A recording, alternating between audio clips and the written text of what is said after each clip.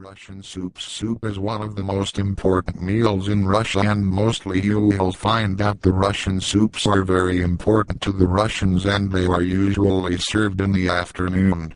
There are very many kinds of Russian soups, and if you were to put them in a list it will turn to be one endless list. Among some of the Russian soups that will be mentioned, borsch is very famous compared to the other Russian soups, which is made of beef and meat, and it is normally served with sour cream. You will also come across vegetable soups, which are referred to as shei. These vegetable soups are usually made from vegetables, and their ingredients will include potatoes, cabbages and meat. On top of that all, you will also come across a specification that is normally referred to as the shei postnie. Note that this type of soup is the same as the one that was earlier mentioned. The only difference with shei postnie is that meat is part of the ingredient.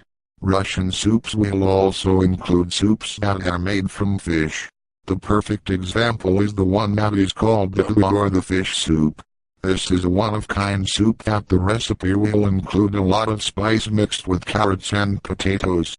Among the variety of Russian soups, you will also find a soup in the Russian menu that is called kurenie soup, which can also be translated as chicken soup. With the long-lasting winters in Russia, the heartwarming cuisine of the Russian soups that will keep you warm and serve as a wonderful substitution for those who do not prefer vodka.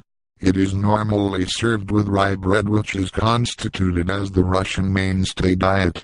It's an ethnic soup that is made from a thin vegetable broth and flavored with herbs for the thickening of the stew that is rich in vegetable and chicken meat.